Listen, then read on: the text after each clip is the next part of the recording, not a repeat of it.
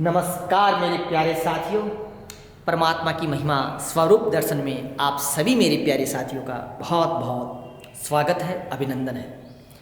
आज का हमारा विषय है भूलने की बीमारी।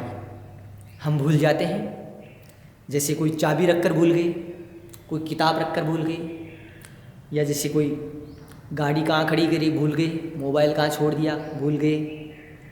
कई बार खाने का पता नहीं होता है, या जैसे किसी को कोई बात बोलनी थी वो भूल गए, या बाज़ार में सामान लेने गए हम भूल गए। ऐसा क्यों होता है मेरे प्यारे साथियों? ये नेचुरल है, ये प्राकृतिक है, ये बीमारी नहीं है।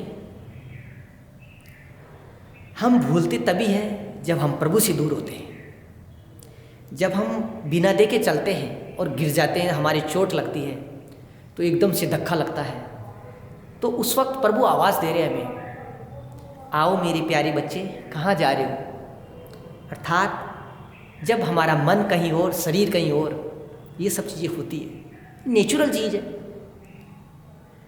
तो इससे बिल्कुल भी डरने की ज़रूरत नहीं है। क्या किसी दवा से याददाश्त बढ़ाई जा सकती है? ये प्रश्न आपके मन में अवश्य आएगा। हाँ, बढ़ाई जा सकती है बिल्कुल, और नहीं भी बढ़ाई जा सकती है, दोनों है। कैसे? जो याददाश्त बढ़ाने की टॉनिक आते हैं, दवाएं आती हैं, या कोई भी भोजन आता है, पेय पदार्थ आता है, उसमें वो भावनाएं डाली जाती है, उसमें उस तरीके के विचारों को प्रवेश कराया जाता है, और वही विचार उस दवा के रूप में तैयार होते हैं। जब आप उसको लेते हैं तो पैकेट को आप देखते हैं, दवा का नाम पढ़ते हैं, दवा लेने जाते हैं, उसके पैसे लगते हैं, और फिर आप आके दवा का सेवन शुरू करते हैं। तो आप अपने माइंड को ट्रेंड ही तो कर रहे हैं, आप अपने माइंड में एक हैबिट ही तो विकसित कर रहे हैं कि मेरी याददाश्त सही हो रही है, अब मुझे याद रहने लग गया। ऐसे आप अपने मन को समझा रहे हो। तो जैसे जैसे आप अपने मन को समझाते हो, उस वक्त आप उस क्षण में नहीं हो, मैं मानता हूँ इस बात को, क्योंकि वो तो समझा रहे हो, वो किसी और ख्याल में। फिर धीरे धीरे याददाश्त ठीक क्यों होती है उस दवा से? उस दवा से याददाश्त ठीक इसलिए होती है क्योंकि व्यक्ति क्या करता है कि जैसे ही कोई दवा लेता है या किसी से गाइडेंस लेता है, तो उसका जैसे मन को एक जवाब मिल गया, उसके मन में एक याददाश्त को लेकर जो उथल पुथल मच रही थी वो जवाब मिल गया, तो उसका मन शांत होने लगता है। तो जब हमारे प्रश्न अर्थात हमारी क्वेरीज जब शांत होती है तो हम शांत होने लगते हैं। यानी मन की शांति ही अनमोल रत्न है।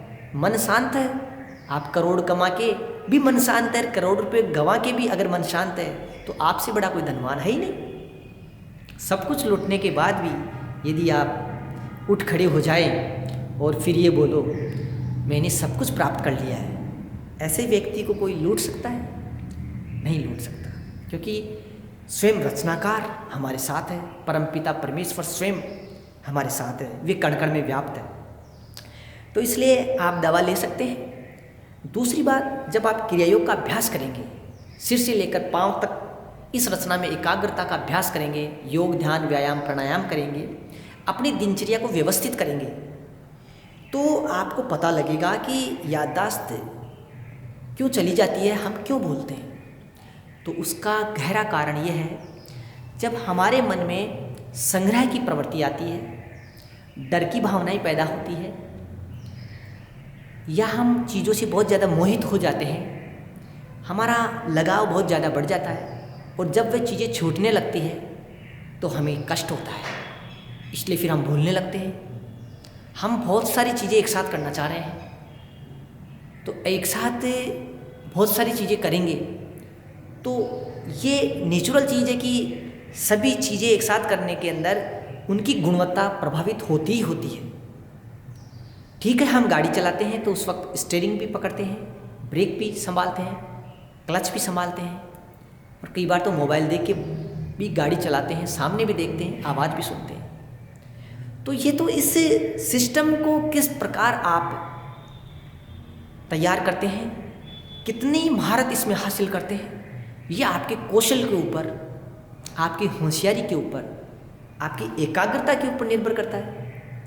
कई व्यक्ति तो 2 काम करते ही एक साथ भूलने लगते हैं, कई 10 काम कर लेते हैं। तो यदि हम इस तरीके से लोगों को देख के या किसी और जीवों को देख के हम याददाश्त को कंपेयर करेंगे तो हमारी याददाश्त जाने लगेगी, हमें भूलने की बीमारी होने लगेगी। क्योंकि कौन सा व्यक्ति किस चेतना में जी रहा है, उसकी याददाश्त का क्या स्तर है वह अलग है, उसके कर्म अलग होते हैं, मेरे अलग है, आपके अलग है। तो इसलिए जैसे जैसे आप अपने पास आने लगते हैं तो आपको पता लगता है कि याददाश्त बढ़ाने के लिए मुझे कैसा भोजन करना चाहिए, क्या ध्यान करना चाहिए, किस प्रकार व्यायाम करना चाहिए। याददाश्त का सबसे डायरेक्ट और सीधा सरल उपाय है आप श्वास के ऊपर ध्यान लगाइए। हमेशा आज्ञा चक्र को संभालते रहें, पैर कहाँ है, सिर कहाँ है, गर्दन कहाँ है, ये ध्यान रखें। तो आपको पता लगेगा धीरे धीरे कि कितनी ऐसी चीज़ें हैं जिनको आप याद करने की कोशिश कर रहे थे जो फालतू है, उनकी कोई ज़रूरत ही नहीं है आपके लाइफ के अंदर, जीवन में। जैसे हम क्यों भूलते हैं, जैसे आपके पास 2-2 मोबाइल है, 4-4 जोड़ी जूते के हैं, तो याद तो रखना ही पड़ेगा ना। अब इतनी सारी याद रहेगी नहीं, क्योंकि हम बहुत कुछ भोगना चाहते हैं, अब भोग नहीं पाते हैं, तो ये भी एक कष्ट हो गया। तो कुल मिला के जैसे ही हम प्रभु से दूर होते हैं हमारा मन कहीं और होता है और हम जहाँ खुशी नहीं है वहाँ खुशी ढूंढने की कोशिश करते हैं। खुशी का सॉफ्टवेयर आप स्वयं है, आप खुद खुशी का सॉफ्टवेयर है। खुशी आपके भीतर से प्रकट हो रही है निरंतर, पर हम अंदर की तरफ देख नहीं रहे। तो इसलिए आप अपने आप को व्यवस्थित करें। सिर कहाँ है, चल रहे हैं, पता होना चाहिए मैं चल रहा हूँ, मैं बैठा हूँ, अब याद होना चाहिए। जब आप ये क्रियाएं शुरू करेंगे तो घर परिवार बाहर बहुत कुछ आपको सहना पड़ेगा, बहुत दिक्कतें आएगी। पर यदि आपको प्रभु के ऊपर विश्वास है, अपनी आत्मा के ऊपर विश्वास है, तो जितने भी लोग आपसे इस अभ्यास के दौरान परेशान होंगे वे आपको बाद में इतने प्रेम करते हुए अनुभव होंगे कि आपको लगेगा कि हाँ, क्रियायोग का ध्यान, क्रियायोग अभ्यास अमृत है। तो इसलिए हम इतना ही कहेंगे कि याददाश्त को लेकर आप बिल्कुल भी परेशान ना रहें, क्रियायोग का अभ्यास करें। धन्यवाद।